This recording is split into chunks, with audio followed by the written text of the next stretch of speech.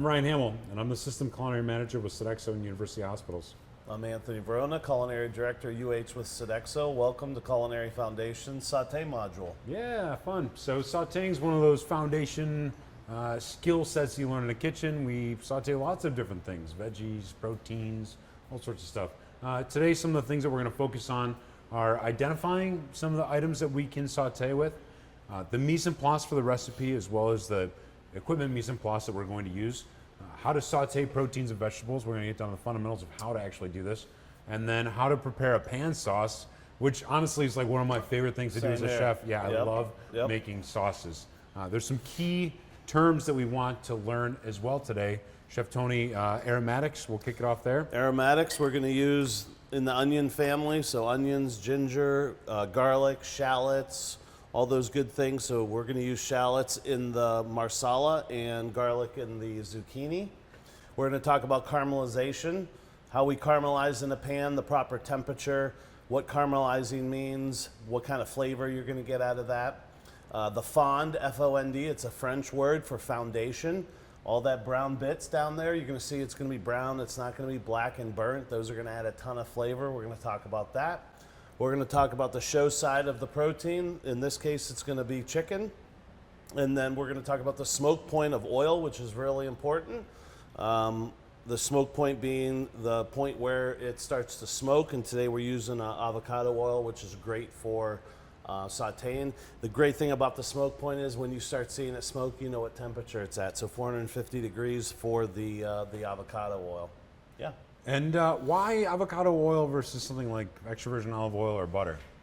Well, butter's got a lot of milk solids in it. It'll burn. Extra virgin olive oil, it does have some sediments and different things in it that just the smoke point is really low. It gets kind of nasty and it'll burn a lot at a lot lower temperature. It's important we hit those high temperatures to create that Maillard principle above 310 degrees for the caramelization. Yep. We're also going to review some food safety and physical safety concepts here. We want to make sure that we keep our food out of the temperature danger zone. We're working it through the danger zone very quickly, taking it out of refrigeration and then moving it quickly until it gets heated, or we're cooking in batches and we're working in batches. Some equipment that we're going to be using today. I've got saute pans. We've got 3 beautiful 10-inch saute pans here. For smaller batches, 10-inch saute pan's great. For bigger batches, you might use a 12, 14-inch saute pan. In some of our kitchens, we even use tilt skillets or flat griddles to do the sauteing, right? Yep. The fun thing about a tilt skillet is that we can saute and then also create the pan sauce right in that same vessel. Yep. We're going to talk about using tongs to turn the ingredients because it's very hot surface. I want to make sure that if you're flipping with a spatula, you can splash. We'll use ladles and spoons to help get things from the containers that are in now into the pan. It keeps our fingers nice and clean. And then we'll use a heat-proof spatula to scrape all of the sauce out. Also talk about some food safety things. We're going to be working with chicken today, so we'll make sure we keep it cold until we start to cook it. And when we do cook it, we're going to cook it to a minimum temperature of 165 degrees Fahrenheit. We also don't want to cook it above 175. It'll start to dry out pretty quick. Again, salmon, fish, we're cooking at 145. Top it out at 155, and then ground beef, we start up around 158 is the temperature we're looking for. And we don't want to cook it any further than 165. Also, when we're working saute, we have open flames. We want to make sure our chef coats are tied back, all of our hair's out of the way. I mean, these are standard kitchen safety things, but definitely keep an eye on that. Things can burn up pretty quick. I know when I was a line cook in kitchens and restaurants years ago, I had no hair on my hands working the saute station. We're going to be careful about using glove usage when we're handling raw, ready-to-eat foods. And then you are going to be working with hot pans, a side towel, or a hot pad to make sure that you don't burn yourself. And I think those are all the equipment that we have. And Chef, what do we cook first today? Okay, well, let's talk about the recipes. 2 recipes we're making today. Chicken marsala, one of the most popular dishes probably ever, and then some sauteed zucchini. So first off, chicken breast. We're using 5-ounce chicken breast. Everybody in the health system uses the same chicken breast. Seasoned flour. There's recipes for everything. Demi-glace, which is just a reduced beef. So beef stock, very rich, a lot of depth in it. Marsala wine. I talked about the shallots, mushrooms, some salt and pepper, and our neutral oil. And then we're going to go over the zucchini here in a little bit. So let's get started with cooking. Is that okay with you? Yeah, absolutely, Chef. Okay, so what I'm going to do, and when you're handling raw foods, you don't need to wear gloves. So we're going to do this, but I am going to wash my hands. So I really want to emphasize this. So I'm going to dredge, one hand wet, one dry. We're going to dredge this chicken. And what a key point of this is to try to get all this flour off of here. Not all of it, but as much as you can. The thin coating, right, Yeah, Chef? and when you use a spatula, you don't really get that off. So we want to try to get it off as much as possible. And we just want a thin coating. A little pat. Little pat. And then, Ryan, can you talk a little bit about now what I have in here is some, I mean, you can call it contaminated, but Yeah, for sure. Yeah, we talk dredge about chicken, while I go wash my hands. The raw chicken has had contact with the flour, so now the raw flour gets treated like raw chicken. We can work through an entire batch here and then move the leftover flour to the refrigerator, or we can just discard it. It's important to work in small batches and work with it quickly because bacteria could grow in that environment. Also, Chef, one thing I want to point out: the chicken breasts that we're using, we did pound them flat. When we're sautéing, we want to use thin items. They cook a little bit quicker. We're using high heat here. Sauté means to jump. We want to get the food in pretty quickly and then out pretty quickly, create that caramelization, but we pounded the chicken thin. You could also cut it into smaller strips. Use thinner cuts of seafood, like sole is a classically sautéed piece of fish. If we're going to use tenderloin medallions for like a steak au poivre, we would pound them very thin as well, right? That's right. So now we're gonna start sauteing. I see my oil nice and shimmering, okay? And I've had this pan on a little bit, but I can tell you that we're almost ready to go. So here's my chicken. I can tell you right now, this was the bone side, this is the bone side, this is the skin side, you can tell. So that's our show side. That's the first time, that's the side we wanna put down. So you can see how I'm going away from me. That way you don't splatter the grease on you, right? And it's sizzling, but it's not too hot, okay? But it's looking pretty good. I'm gonna get rid of my dirty pan and then wash my hands again. Also, you notice when Chef put the oil in the pan, it was just a very small amount, maybe a tablespoon or two. Any more than that, and we start pan frying, which is a completely different technique. We want to keep this nice and shallow. It's gonna help crisp everything up. Yep. So we're gonna look at this. We're gonna keep it, you can see it's moving nicely. We wanna keep an eye on the flame, right? Because we're really cooking here. The flour does a couple things here. One, it's gonna keep the chicken from sticking to the pan, which is very important. And two, it's also little residues of flour going to stay back and help us thicken the sauce a little bit, A too. little bit, yep, Yeah, a little bit. Even though our demi-glace is nice and thick from that Yeah. reduction. So we're going to keep this going. And I can tell you right now, just by looking at it, if you want to look around the edges, if you can see, it's starting to white, and then you can see a little bit of splatter. What's that mean? That means the moisture's coming out, and it's starting to splatter in there. The biggest key is that when that moisture comes out, it evaporates right away. It doesn't pool around and start boiling. Because what's the temperature of water when it boils? 220 degrees, 212 degrees. 212 degrees. So if it's 200, if that's not reducing, or if that's not evaporated, and there's water that's coming out, and it's kind of steaming in its own thing, that means that temperature is never going to get above 212 degrees. Yeah, water boils at 212. Maillard principle happens at 310. If we can't get to 310, we don't get good caramelization. Couple things I like to do when I'm cooking is, especially in a pan, you probably don't need to do this in a tilt skillet or a griddle, is there are hot spots. Some on the outside, some on the inside, and you'll notice it either getting browner on the inside or browner on the outside. I kind of move it around, that way it gets evenly browned. Yeah, also too, there's plenty of open space in this pan. There's not overcrowding. Again, overcrowding leads to steaming. Yep. You'll reduce the pan heat too quickly. Talk about this in the stir fry demo too, but leaving plenty of open space. If you need more space, get a bigger pan. And you can do this, like Ryan said, on a griddle or in a tilt skillet. At the point now, I want to flip this over. Pretty here, short, look at that. Oh, beautiful brown. Nice and golden brown. At this point, I'd still cook it just a little bit more. It might be a little medium rare. I'd put it on a sheet tray and then put it on a speed rack or somehow throw it in the cooler or the walk-in. And now you have your chicken because you're doing it in big batches.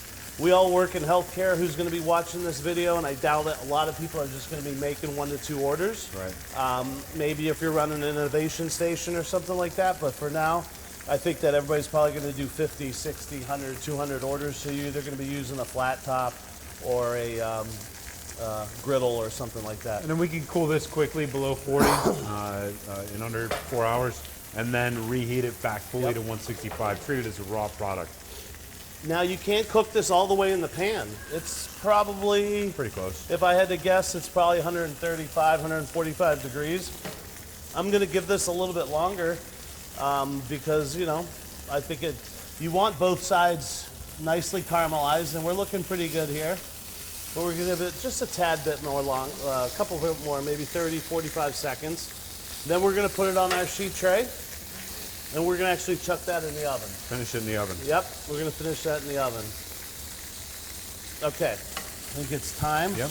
You can see I'm leaving my flame on, but I'm going to remove it away from the heat, and I'm going to take this leftover oil, and I'm going to wipe that out, or pour it out. We're going to degrease the pan. That way any burnt Yep. sediment or whatever comes out of it. But we do have a little, A little bit of fun, Yeah, a little right? bit, yeah. A little bit of fun. Now, even in a nonstick, yeah. yep, this is a non-stick pan, but it all depends on your pan. Stainless steel, aluminum, it all depends on the type of pan. You're going to get more fun. So I'm going to place that back on. Now we're going to add just a little bit more oil, clean oil, and we're going to add our mushrooms. Now this is real important, right? We caramelize the chicken. Let me put this in the oven. Thank Gotcha, you. chef. So we got a nice caramelize on the chicken. We're caramelizing our mushrooms, and these are going to take a minute or two, okay? And mushrooms are mostly water, but we want a nice caramelization on there. That's it, right? I'm just going to let them sit. The more you move them, excuse me, the more the water's going to come out. So we're just going to let those sit for a little bit, give those some time. So as the mushrooms sit too, you're going to notice that they soak up the oil really quickly. They're like sponges. Yeah. As soon as they hit the pan, they're going to soak up the oil, and that's okay. Just let them go. Don't touch them. And then after a couple minutes, they're going to start to give up a little bit more liquid. Yep. And then you're going to see that they're really going to come alive. And then we'll start they're sauteing now, but we'll start moving those around. Then we're going to add our shallots and show you the whole process of making a pan sauce here, okay? So this, this takes time. Again, if you're doing this in a tilt skillet, you might add a whole bunch of mushrooms. Same kind of thing. You just want to let them sit and saute them. I don't know if you can see it, but there's no moisture coming out. The moisture that is coming out, it's immediately evaporating, which again is important because if they were stewing or boiling in their own juices, then you know it's only 212 degrees. For me, one of my favorite things in the world is really intensely caramelized mushrooms. Yes. I think the flavor is great. If you overcrowd the pan, or you get too many in here, or you don't have the heat high enough, they just kind of boil and they're not delicious. But really intensely caramelized mushrooms to me taste like a good steak, like that really good rich flavors. All right, now we're ready to go. We're gonna flip these up and look at the color on that. That's what you're looking for. Nice golden Yep. brown, good crust on the At outside. this point, we're gonna add some shallots, and we're gonna what we call sweat. We're just gonna sweat these down. We really don't want to caramelize them. Sweating means you're just gonna heat them up so they get translucent. At this point, we want to keep them moving, and I'm actually gonna crank up the heat here. Why am I gonna crank up the heat? Because I'm about ready to add some wine. Yeah, and the shallots, when you get them in the pan too, release liquid very quickly. And they cook because they're minced, they're brunoise, they're fine diced. They're going to cook really fast. Same thing with the garlic a little bit later. And I'm scraping up the fond, the stuff that was on there with a little rubber spatula. Just getting those scraped up. Now we're ready to add our wine. I always want to do this off the flame, so I'm going to take this off. I'm going to add my wine. Be mindful if there's anything with alcohol, it could flare up. Yep. Made that mistake a few times. Yeah, yeah. Well, we're using the Paul Dupree wine, so it might not have as Yeah, much right. alcohol in Lower it, but it's content. got a lot of Marsala flavor. The pan's hot. It's cooking very quickly. It's going to reduce very rapidly. Still want to keep an eye on it. A little seasoning. Little Nice. salt, or sorry, little pepper, just a little bit of salt. The wine does have some salt in it. And you can see it's always been boiling. It's always, that's a great point, and now it's, I'd say it's down by half. Yeah. And now we're gonna add our demi-glace, a good, whatever the recipe was, that was it. And that's the great thing about demi, and It's I'm not so gonna thick waste and that, rich. but look at that, it's been sitting out, so it really got that gelatinized. And you can see I'm swirling the pan. I'm getting that Marsala. That Marsala is doing two things, adding a ton of flavor, but it's also thinning out that sauce or that demi-glace just a tad. And at this point, we want to bring it up to one more simmer, and we're going to be done. We're going to give this a taste. It's a really quick dish to come together. Fabulous. You want that sweetness. You want that beefy flavor. And now I'm going to shut off that heat, and that thing's done. Okay? So we're going to set that aside. Actually, I'm going to turn back on the heat. Let that pan come up. Let that pan come up. We're going to check our chicken. What's that at, Chef? You got one? Okay, got thanks. Don't want to overcook our chicken. Like Ryan said before, Chicken's 165 on a nail, chef. perfect. Excellent. So we'll set this aside and keep that warm. Yep, we're gonna keep that warm. Now, if you were sauteing in a, doing this all like we did in a pan sauce, you might put that chicken back in, simmer it a little bit. And this time we're just gonna keep it a little cleaner. We're gonna put that on the plate, and then we're gonna nappe it, which is just drizzle it over. So we're gonna let this heat up a little bit, which is getting there. We're gonna go back. I'm gonna switch my utensils. I'm actually gonna grab another pair of tongs in my cabinet. And you can see what I did. That was all cooked chicken, but you never know, so we're just gonna use a different pair of tongs. Always want to avoid cross-contamination. Yep, and then I got a nice spoon here that we're gonna use. So we're gonna let that heat up. That's looking pretty good. A little bit of that Again, we're using avocado oil. the neutral oil again. Yeah. Yep. So Shake that around, go ahead. We heat the pan, and then we heat the oil. If you add the oil in there right away, it takes a lot longer to come up the temperature. And I can tell you right now, it's shimmering. Sometimes you get down, you look, you see that oil shimmer. Remember, this is a high smoke point oil, so you're really good. You could let it sit there for a little bit. And look, if you're not confident, you can put a little bit in there. And I think we're looking pretty good. It's bubbling. Yep. Zucchini's cut about 1/4 inch thick. Nice, even slices, so everything cooks at the same rate. Yep. Everything's nice and even. Spread it out so it's nice and even layer in the bottom of the pan. And again, we don't want to move it. And to be honest with you, at this point, I don't even want to season it yet, right? Because what's the salt going to do? It's going to draw out that moisture. Yeah. So we're going to let it caramelize, and then we'll season it up. We'll end up simmering instead Yep, of sauteing. exactly. And this should go pretty quick. We got our garlic, and we got our basil.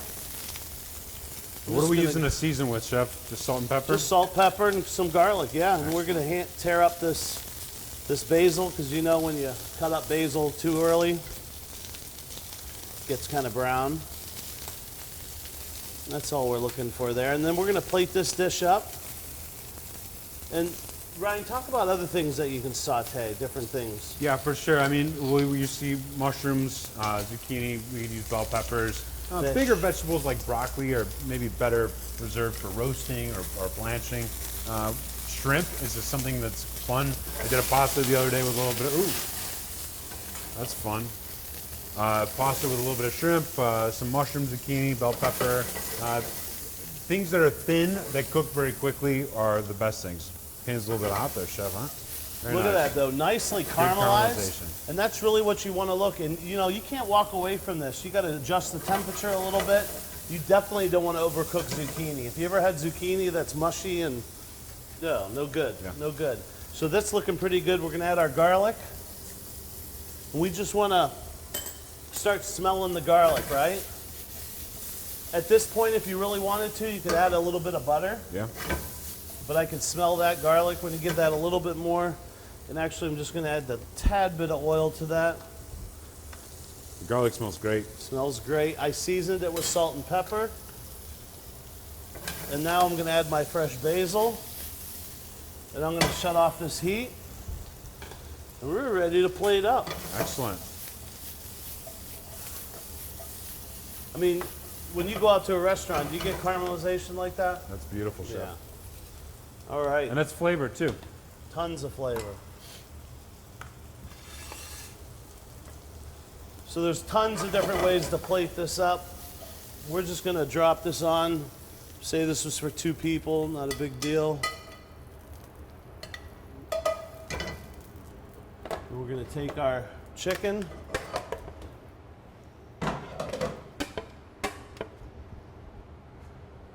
Okay. Hot pan. And we're going to take our nice sauce that we just made. And the sauce has it's what we call nappe consistency. It'll coat the back of a spoon. It's holding onto the plate. It's not running everywhere. It's a good thickness. Yep. You can garnish this how you like, but we're just leaving it as is today. Great. So let's review what we talked about today. Yeah, what did we talk about? We talked about the types of items that we might use for sauteing. We want to make sure that we pound our chicken breast thin and even so it cooks evenly and quickly. We talked about cutting the zucchini even as well, the types of vegetables and proteins that we might saute. Talked about dredging in flour and how to handle that flour safely after we're done dredging it. We talked about aromatics. Yep. What aromatics did we use today? Shallots and garlic. Yeah, Yep. you can smell it. It's coming off the sauce. Yep, It's great. yep. The smoke point of oil. Today we used avocado oil, very high smoke point, something that's neutral. It's not going to impart flavor into the dish. We want to move foods quickly through the temperature danger zone. And then really quick, some troubleshooting in case you run into some challenges with sauteing. If your food's burnt, your heat might have been a little bit too high. Yep. You let it sit a little bit too long. If it's rubbery, your heat might have been a little bit too low, or you could have overcrowded the pan. Yep. Especially with zucchini. If you don't get it nice and crispy, Yeah. it can get pretty mushy quickly. Yep. If you have splattering oil, maybe there's a little too much oil in there, or the chicken wasn't dredged in flour. Right. It's too wet. You have too much water introduced into the dish. If you don't get good browning, maybe you need to add a little bit more water Yep. or oil to the dish, rather, to the pan. And then we finished it up here. We talked about cooking the chicken, searing it, and then removing it, replacing the oil to get rid of all the burnt parts, fresh oil, and then the aromatics go in. We deglaze the pan with the liquid. Here we use Marsala wine. We finished it with a demi-glace, and then we let it cook down, and then we put the dish together. Yeah, I think that's it. that is it. There's so many other things you could saute, but today we just did that. So here's the chicken marsala, sauteed zucchini and garlic and basil, and hope everybody enjoyed the Culinary Foundation saute module, and we'll see you next time. Thank you. Thanks.